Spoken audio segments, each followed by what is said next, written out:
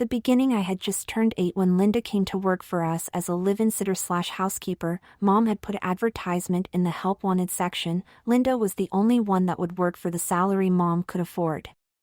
She had just moved away from home in Washington State. She had lived with her father and 4 brothers and had the homemaker for them since her mother died when she was 14. She hated them. Her father worked in the lumber yard and was drunk most of the time. Her 2 older brothers were no help to her around the house. The 2 younger brothers were a pain in the ass and constantly messing up the house which she was to take care of. She was at war with them all, so as soon as she turned 18 she left home never to look back and to never let a male have control of her again. Mom had divorced my dad a few months earlier and Mom and I had moved into my grandmother's apartment building. My mom was the manager of the building because my grandmother traveled a lot on business. My job was to keep the parking lot swept up, take the trash cans to the curb and keep the laundry room clean.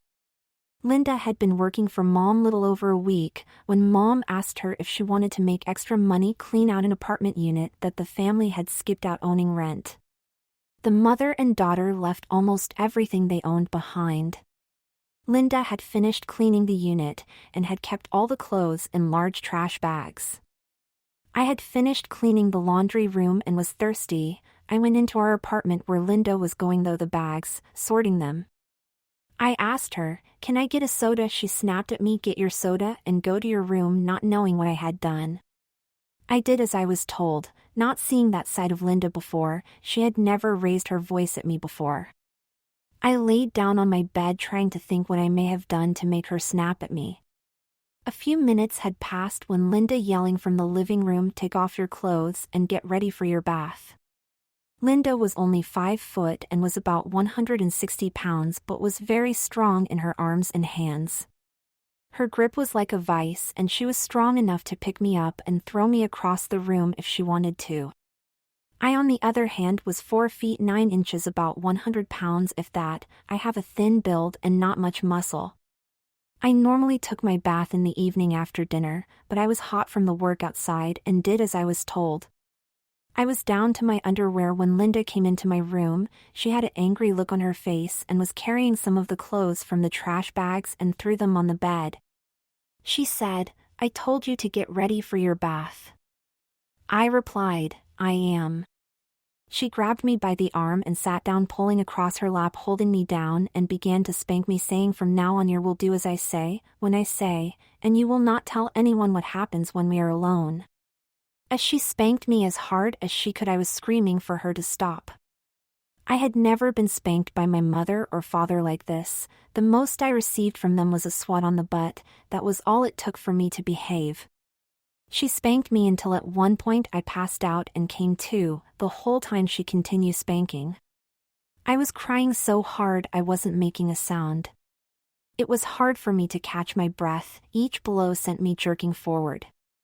All the time she yelled, "You will do as I say, when I say, and you will not tell anyone what happens when we are alone." Over and over again she yelled it at me. After what seemed like an hour or more she stopped, grabbing me by the hair and jerking my head up to make eye contact. She asked me, "Do you understand me?"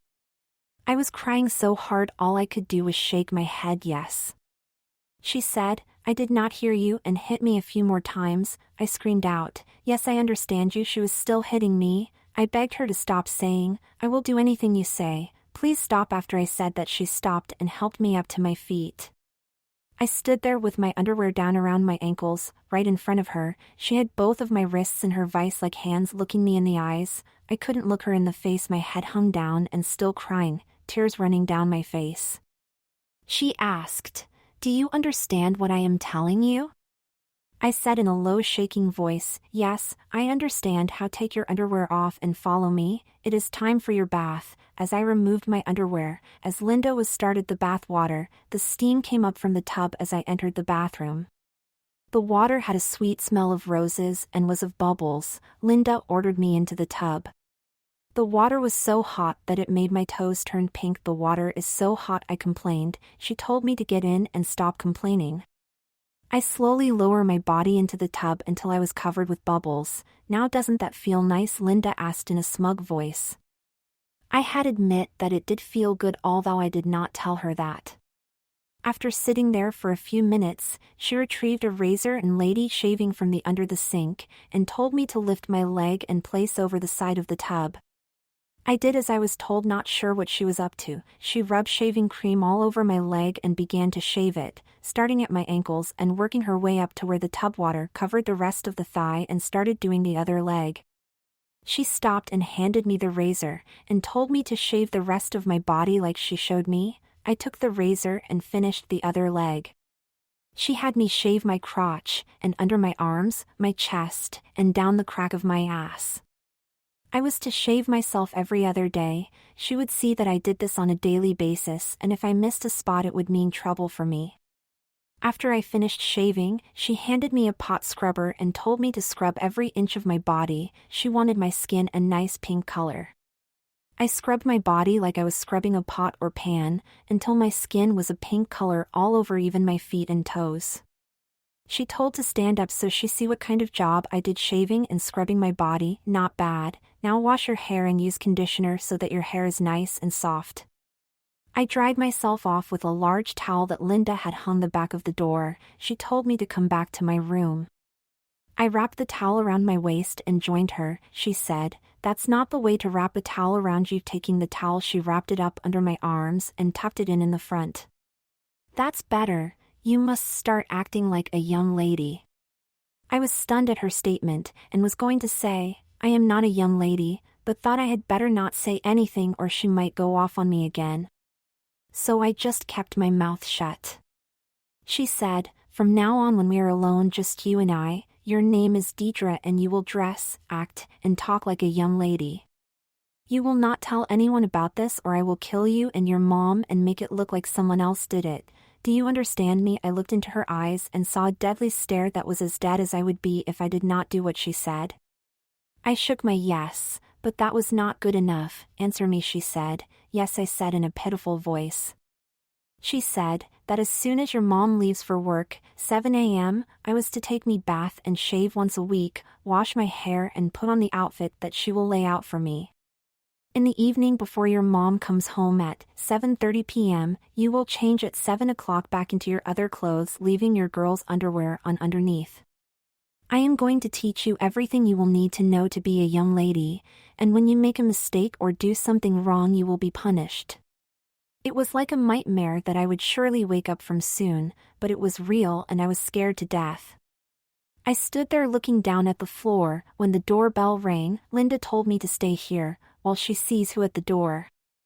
I was like a statue made of marble, not moving, looking down at the floor. Only when I heard Linda in her room did I look up, and though the connecting bathroom, I saw her reading a letter. After she had read it, she ripped it up into small pieces, throwing it away. She said in a low, stern voice, "That bastard can't hurt anyone again, may he roast in hell." She stood there looking out the window, and then gave a little smile, turning towards me. I looked back down at the floor as she came back into my room. "Now, Dedra," she started off saying, "I would come to like being called that, but for now it scared me to death when I heard it. I am going to help you get dressed, and I want you to pay attention to every detail. I want you to learn everything there is to know about being a young lady." She continued, "Every day you will learn something new.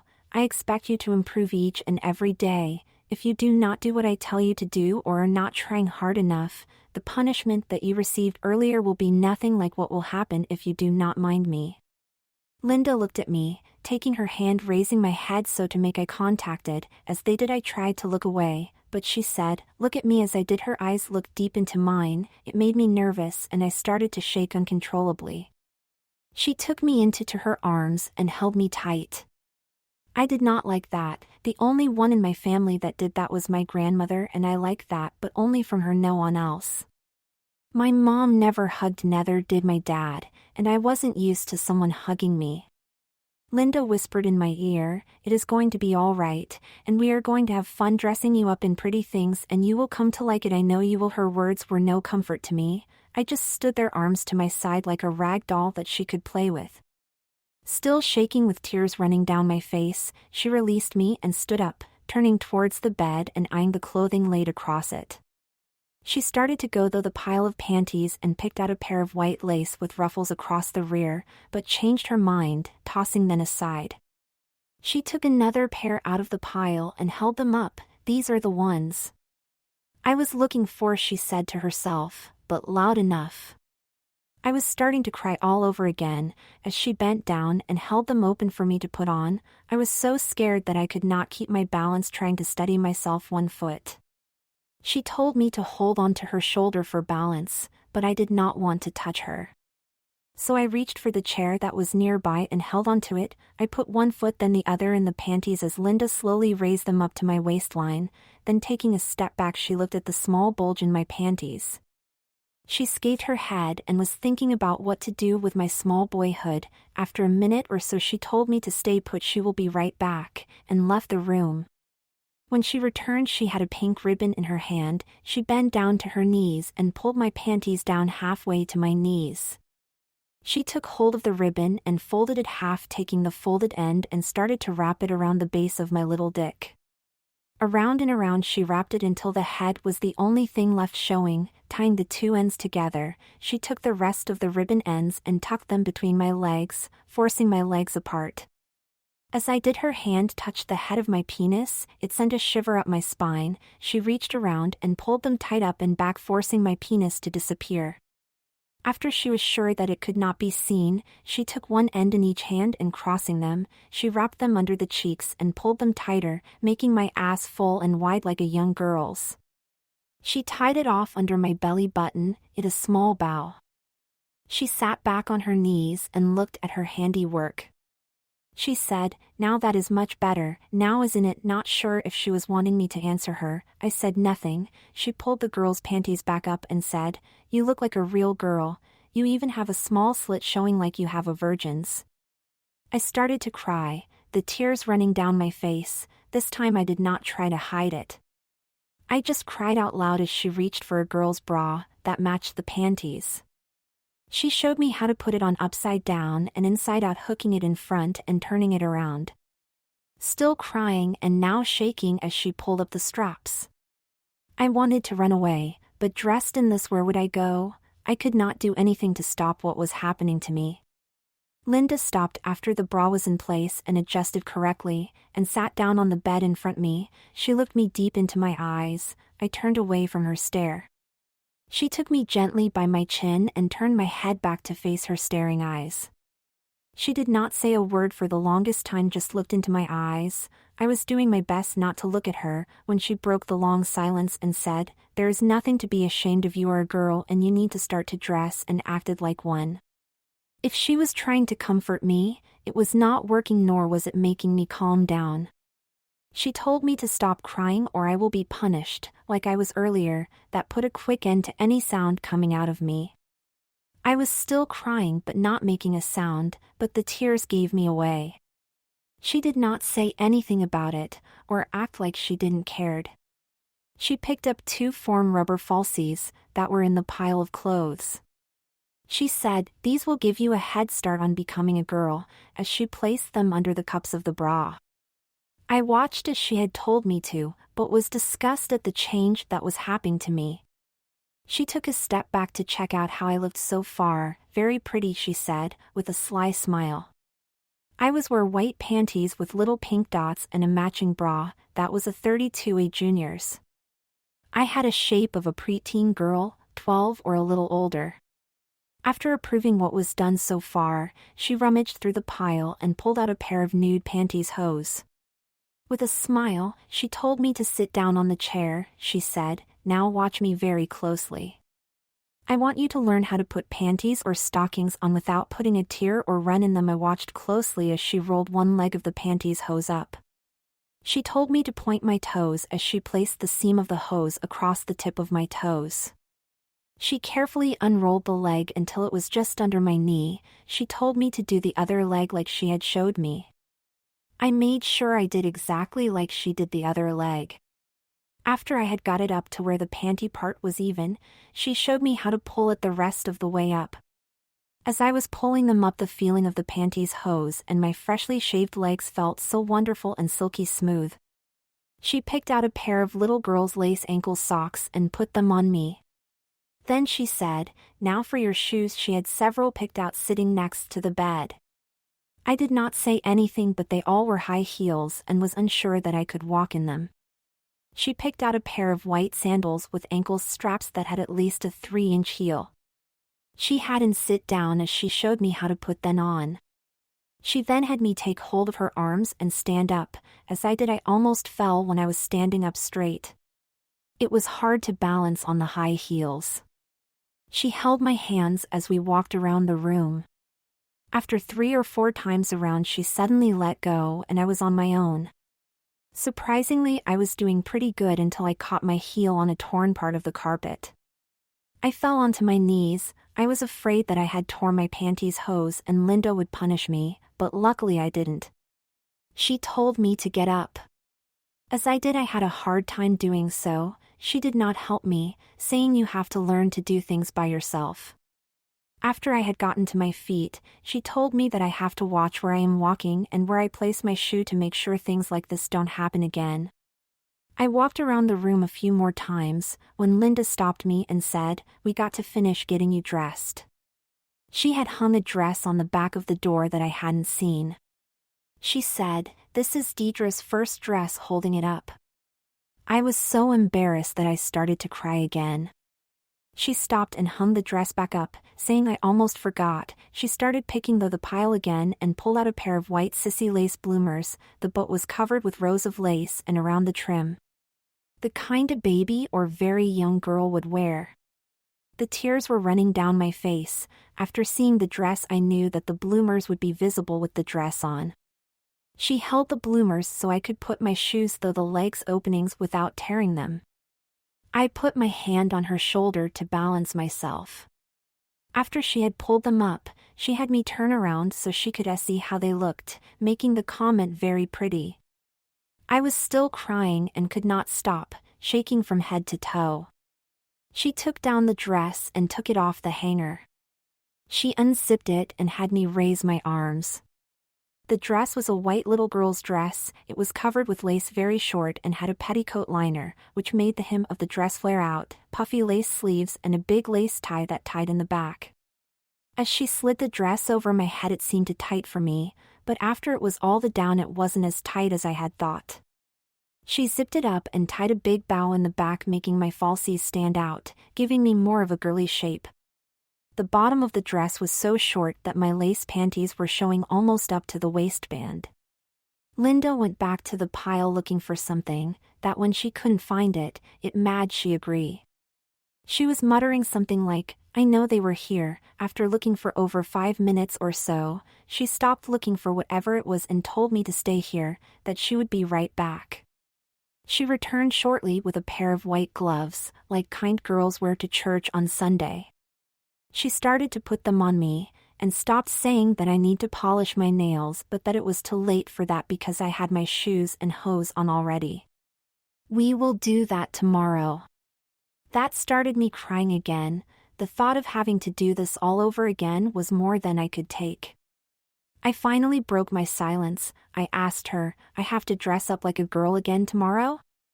Her reply sent me into a pure state shock. She said, "You will dress like a girl every day that we are alone and your mom is at work." I did not say a word the rest of the day.